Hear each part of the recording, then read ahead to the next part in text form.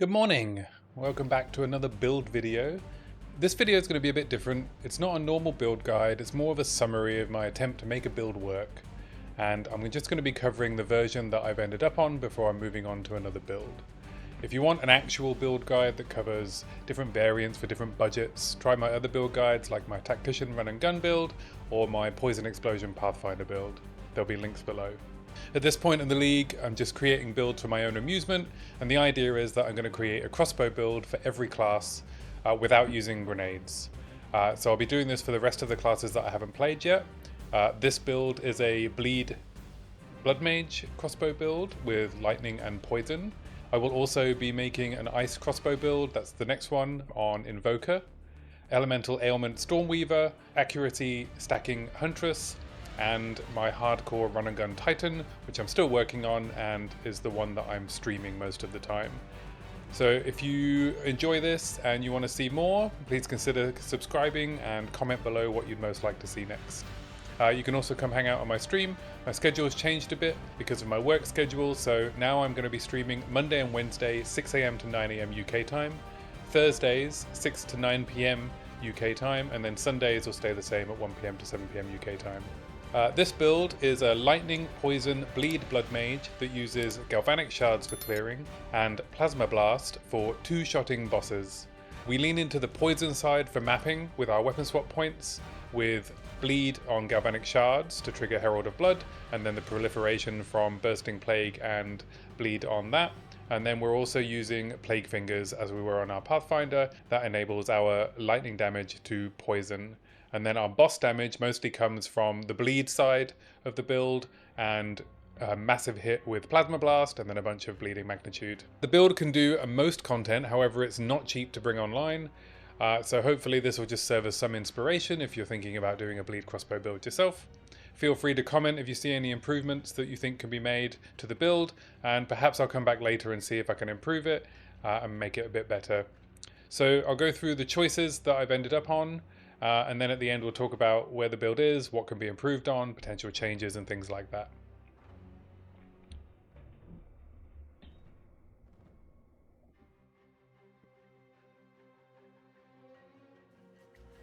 Let's start with the passive tree. As we said, we're on the Blood Mage Ascendancy, and this is primarily so we can use blood barbs. Elemental damage also contributes to bleeding magnitude, and also bleeding you inflict on cursed targets is aggravated. So we enable the aggravation by using temp chains on blasphemy. We also have Whispers of the Flesh, so the cursed enemies around us have 15% of life reserved. I considered using Sanguine Tides, but actually it doesn't really do very much for the build. It could improve the mapping, however it won't improve single target damage, because by the time you've charged Plasma Blast after you've hit it the first time and triggered the buff, the buff would have worn off. And I decided I'd just keep 15% life reserved, which is effectively 15% more damage, at least, on enemies, because I can't be bothered to switch ascendancy points every time I want to do a boss, and we do need to improve our boss damage even on map bosses. Right now that map bosses are much beefier, we do a couple of swaps for each map boss. And then the other part of the tree is the only parts we can use, which is life loss from hits is prevented and then lost over 4 seconds instead. And then we gain 100% of item energy shield from our body armor as maximum life. So the tree itself, it goes for a little bit of a wander. I traveled around a lot to get the various poison nodes to improve our clear. The poison does also improve our single target damage, but we just do a single poison. So every time there's a +1 poison at the cost of duration or magnitude, we only put that on Galvanic Shards on our weapon swap 2. And then our weapon swap 1 points are all based on doing as big a damage hit as possible or scaling the magnitude of bleed. We also have a 25% increased chance to inflict ailments against rare or unique enemies here, which guarantees our Plasma Blast will poison the boss. Traveling around the tree has helped a bit because the stat requirements on this build are quite hefty. Because we are doing energy shield, evasion, and crossbow skills, we find ourselves needing quite a lot of intelligence. We also need 137 intelligence to be able to use temp chains, because the change to the curses means that you need at least a level 18 curse gem to be able to affect bosses and enemies above level, I think it's 71. So this is a 137 int requirement. We need quite a high dex requirement in order to be able to use good evasion gear to help with our survivability. And then we need 89 strength to be able to use a desolate crossbow and the crossbow skills. So traveling around the tree is actually a bit of a boon in that regard, because it means we can pick up all of the stats that we need, and then we can just pick up the most impactful nodes for our build. So we start up here. I'm level 91 at the moment. Level 92 will take this node, which will improve our stun and ailment threshold, which does actually make a bit of a difference. But at the moment, I've taken a bit more evasion rating rather than this node. Could also drop movement speed here at the cost of some stats as well. We come over here and we grab some attack damage on our plasma blast. We've got our evasion rating over here. Attack damage here while on full life, which we are 99% of the time. We come here for movement speed and projectile speed, so this is on both sets. We have recover max life on killing a poison enemy here and more magnitude of poison. This could also be weapon swap points, but as you can see, we've only got 3 points left, so not really needed. Then we come down here, we come across here for this poison cluster. We get the rarer unique cluster here on our plasma blast. We come up here for more maximum lightning damage, which obviously helps both clear and single target. Subterfuge mask, because we're using an energy shield helmet. Chance to blind enemies on hit with attacks is very good for improving our survivability, so we keep this on both weapon swap sets. At level 95, I will get the last couple of weapon swap points here to get more magnitude of poison and maim on hit against poison enemies. And then we'll put the other points in elemental damage somewhere. We are taking projectile damage here, plus 10 dex and attack speed here. Then we have more increased chance to inflict ailments and damage with hits against enemies affected by ailments. On bosses, this won't affect the first hit of the boss, but it will affect the second hit as long as you get your second plasma blast off before the first one has run out. Some more poison here just on our Galvanic Shards. We come down here, a little bit of survivability. 5% of fizz damage is taken as a random element, but also quite a lot of increased DPS. Then we have the wasting and fast-acting toxins clusters, which is great DPS for clear and single target. We take run and gun for Galvanic Shards, which improves our move speed, which is always good. And then we take the deterioration cluster here, which is another massive damage boost. Duel-wise, we are using 2 emeralds, each with 10% chance to poison on hit. Now, what you need to be aware of here, and you'll be able to see your chance to poison in Path of Building, is that chance to poison is additive. So we're using Plague Fingers, which gives a base 30% chance to poison on hit. This 10% is 10% added, so it's 40% total. Now the difference here is that on this node it's increased chance. So increased chance is multiplicative with the base chance. So it's not, if you had 40% chance to poison and you had a 10% increased chance, that's only a 4% more chance to poison because it's increased. I think it's multiplicative. You have to correct me if I'm wrong. So we get another 20% base chance to poison here. We got some base chance over here as well. So this all adds up to being almost guaranteed to poison with the Galvanic Shards, which doesn't matter as much because there are so many hits that it does, and being guaranteed on Plasma Blast thanks to this node. The other 2 gems we use are a Heart of the Well, which has gain damage as extra lightning, recover mana on kill, and chance to inflict ailments. Bit of skill speed as well for faster clearing. And the last gem that I use is a From Nothing that allocates Eldritch Battery. Eldritch Battery gives us access to chance to gain an additional time, increased lightning damage and attack and cast speed with lightning skills, and gain 5% of lightning damage as extra cold damage. These 2 are assigned to Galvanic Shards, and this one is assigned to both. When we come to bosses, we swap the Heart of the Well for a +2 Prism of Belief. These are around 9 div. A +3 is 56 div. It is not worth it for 1 extra level. So that's the passives. As you can see, we take a bit of a walk around the whole tree. If I were to rework this, I would probably drop all of the poison and just focus on bleed. But as it stands, this is where we've ended up. It took a long time to figure all of this out. It was quite tricky to fit all of the stats I needed in, enough survivability, enough damage. But yeah, that's where we are. let's go through our skills. Life Remnants from the Ascendancy. We use Harmonic Remnants 2, create additional remnant and can be collected from further away. And then we use Remnant Potency 1. We use 1 because 1, we don't need that much more increased effect, and 2, Remnancy Potency 2 and 3 add a delay to when the remnant takes effect, and we don't want that. That is poor for our survivability. You are going to be taking hits and you're going to wanting to be picking up remnants as quickly as possible. Right, Galvanic Shards. We use double barrel.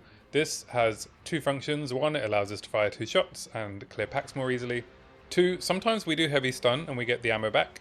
And 3, it improves our mana efficiency. By needing 2 shots between each reload, it just gives us more time to get our mana back from the mana on kill. We use Fork for additional clear. Fork is probably the best support for Galvanic Shards for clear. Note that projectiles can't fork and chain at the same time. Fork takes precedent. Elemental Armament for more damage. Bursting Plague, because we are poisoning and we want our enemies to die and explode. And then Bleed, to guarantee a bleed. And the bleed is to trigger Herald of Blood. Plasma Blast, we have Concoct.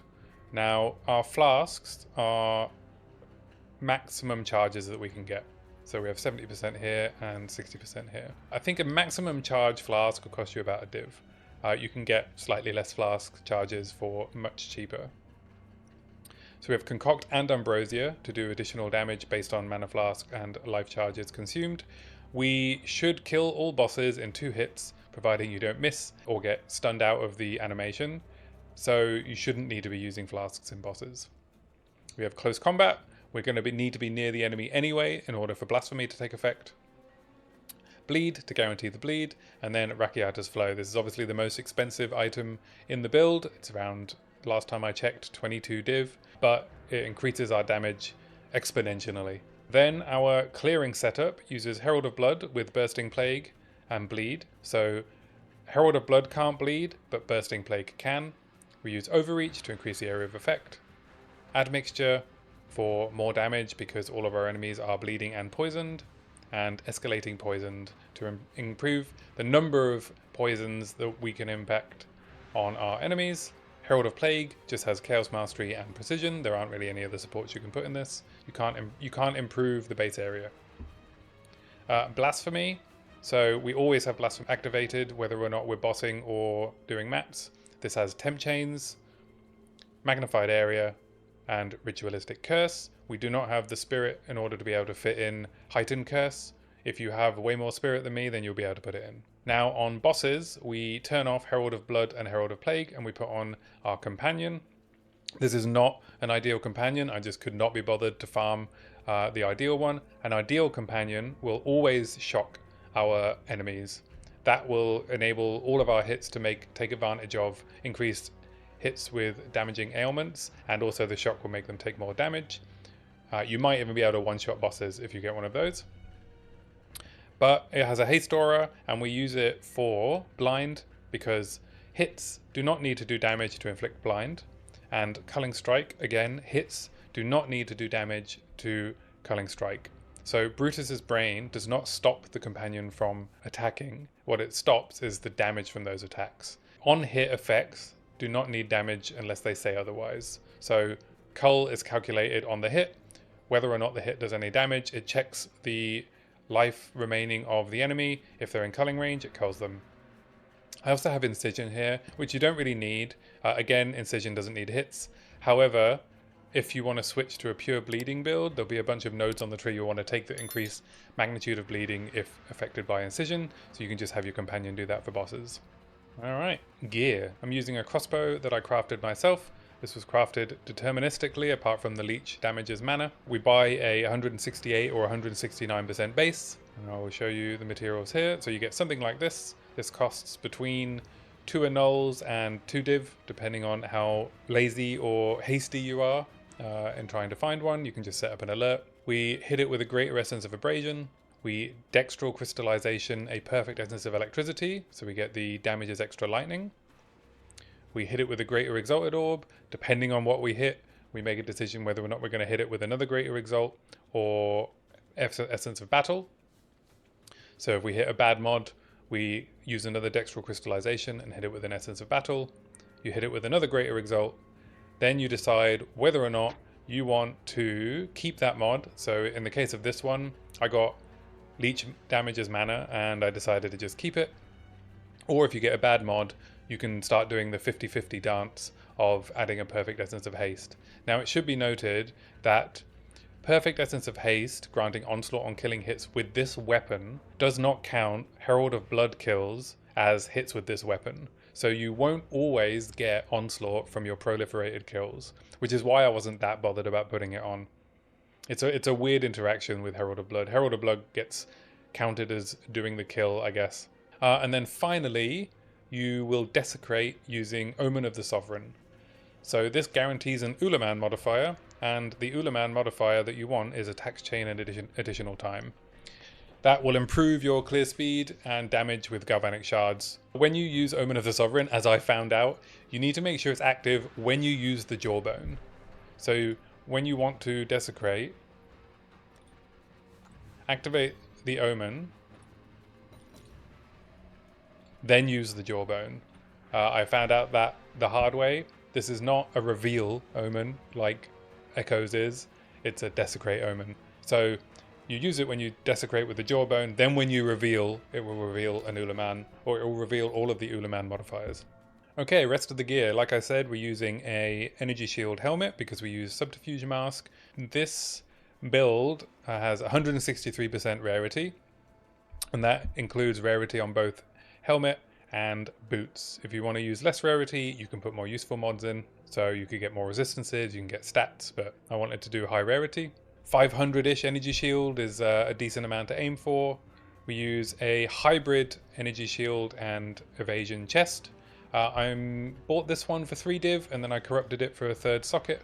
I just like gambling on those. Did the same thing with this. But you can just buy ones that are around what you need, or if you want to just not gamble, then you can just pay the extra and get something like this. Now, the reason I'm using a hybrid is because I found when I was doing pure life stacking, I was just way too squishy. It didn't matter that I had, you know, an 8k health pool, because I would take every single hit and I would just die really quickly. So I decided to go hybrid evasion and energy shield. I did use a pure energy shield chest for a little bit, and you can see that it adds 600 health and 1000 energy shield, but actually I find myself feeling more comfortable with more evasion, so an extra 12% evasion. Boots are evasion. I got really lucky. I picked these up quite cheap, nearly 800 evasion rating with rarity, resistance and stun threshold. You probably want a bit of stun threshold just because getting stunned sucks, especially with smaller hits, especially when you're trying to plasma blast. We use Plague Fingers with a 15% increased magnitude of ailments you inflict rune in it. This enables half of the build. Pair of rings with double rarity, all res, life, bit of accuracy, some damage here, some life. And then I use an Ingenuity. This is to give me more rarity, more life, more resistances, a little bit more damage. 30/30 Ingenuities are really cheap this league. And then finally, we have in our map clearing amulet slot, life, spirit, rarity, and reses, and then we allocate lasting trauma, which is the highest DPS allocation. You could also put something like devastation here, which will improve your area of effect. Maybe it'll help your prolif a bit more, but I'm lazy, so I just have lasting trauma for more damage in case I don't swatch out the amulet for bosses, but I normally do. So when I turn off Herald of Blood and Herald of Plague and turn on the companion, I swap into this amulet, which has +3 projectile skills. Also has some damage taken recouped as life. Allocates lasting trauma. Like I said, we swap Heart of the Well for +2 Plasma Blast skills. So you can see, I'll bring up my POB. So this is the gear that I'm currently wearing, and it has a 1.5 million DPS, combined DPS for Plasma Blast. Now if I put on my +3 neck and swap Heart of the Well to Prism of Belief, we go up for 2.1 million DPS. It is 5 levels, is an enormous DPS increase because of the way skills scale as they get to high level. So you can see here, attack damage is 5,707% at level 27.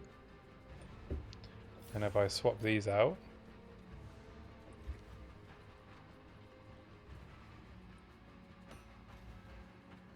We are now at 8,280. So for 5 more levels, we gain an enormous amount of damage. The only skill that I bothered to get to level 21 was Plasma Blast. This took me about 7 or 8 attempts, so you get like a, level 19 Plasma Blast, you quality it, you 6-link it, and then you Omen of Corruption it, and then eventually you'll get +1 levels, then you can apply the level 20 skill gem to it. So you can upgrade the levels of corrupted gems. What you can't do is quality them or add sockets to them. So that's a summary of the build and how it's put together. Overall, the build's fine, right? It's not as good as the Pathfinder. If you want a really good mapper that can do any mod, then I would go the Poison Pathfinder. It's more fun for me. This build feels squishier than the Pathfinder, and it can't do every mod. It can't do Chilled Ground. You probably don't want to do Temp Chains, and really dangerous mods are really dangerous for this build, unlike the Pathfinder because it has such high evasion. Pure life stacking didn't feel that good. We don't kill things fast enough for pure life stacking to be good. We just end up taking too many hits. So 0 evasion and an 8k health pool is no good. So 40% evasion and when you've got your life remnants up, like a 6k, 7k health pool is much better. The build can be quite mana hungry, so you'll want either Leech or Mana on Kill. Like I said, Double Barrel really helps. I tried Ratha's Assault, but I didn't really like the gameplay of needing to dodge roll to reload. Arjun's Medal would obviously help as well for your clear speed, your need to reload. However, they are so ridiculously expensive, it is not worth it. Like I said, the most juiced maps can be a bit of a struggle with this build, but it does 2-shot pretty much all bosses, and it's quite satisfying. So if you want a fun bosser, or if you just want to mess around with, this kind of bleed build, then that aspect of it's quite fun. Wandering into Zesht and killing it in 2 seconds, always feels good. I think based on my testing so far, what it feels like has happened here is that I tried to make the build good at everything. I think if you wanted to optimize it, you would need probably to choose between really strong mapping and survivability and good single target for bosses. So what I've ended up with is, good mapping, good bossing, but lack of survivability. If I were to change this around, I would focus the build much more on bleed, I think. I would drop all of the poison nodes. I would take more bleed nodes. I would use some of the efficiencies we gain from like not having to path over here or through this middle bit here. We could come up here and improve the magnitude and area of blasphemy. We can improve our defenses by taking like a bunch more evasion and energy shield nodes. And then, like I said, you could take magnitude on enemies affected by incision. You have your companion applying incision, so this is always up. There's some more bleed nodes like over here for magnitude. So you can come down here. You could drop Plague Fingers so you get your glove slot back. So you could either have like way more evasion, you could have way more energy shield, you could have way more damage on your gloves, attack speed for clearing. You could also consider, instead of poison, going crit. So you could add Malagaro's Virtuosity and take a bunch of crit nodes over here. You could take the crit nodes over here. Bunch of options, really. You could also try Constricting Command, as you want to come down here anyway for like the bleed nodes. So instead of Subterfuge Mask and an Energy Shield helmet, you could put in Constricting Command. You could put in your, high evasion gloves, and then you get like a ton more evasion and attack damage. You can get some life regen, attack speed. You could add a little bit of deflect in to the build as well, which will also improve your damage mitigation with evasion. Bunch of options, really. Then you could also drop Herald of Plague and maybe go into like Herald of Thunder. You could do Herald of Thunder with Unatol's Embrace to do Armor Break, which will, Armor Break, Armor Explosion, Unatol's Embrace would be quite fun on Herald of Thunder. You just need to make sure that you're shocking in order for it to work. If you want to go the crit route, you'd probably want to craft a second crossbow, but they can be really expensive to craft. So like an ideal one would be something like T1, T2 or T1 crit chance, but as you can see, I'm selling this one for 14 divines, and that's just the base to get started. You need to fracture the crit in order to guarantee a good craft on it. So yeah, that's the build. I hope you enjoyed this overview. I will be leveling my Invoker next to do an ice crossbow build with like permafrost bolts and frag rounds that does like big shatters for mapping and then big hits with frag rounds for bossing. Like I said, I'm also streaming by Hardcore Warrior, so come hang out if you want to see that. Let me know if you want me to try a different build instead of Invoker next. So I've got an Elemental Aimant Stormweaver I want to do, an Accuracy Stacking Huntress, which will lean into the crit side. My schedule has changed a bit. I'm doing Monday and Wednesday 6 AM to 9 AM UK time, Thursdays 6 to 9 PM UK time, and Sundays 1 to 7 PM UK time. If you like this video, please consider sharing it, liking, commenting, subscribing, all the usual stuff. And I will catch you next time. Good luck, Exiles.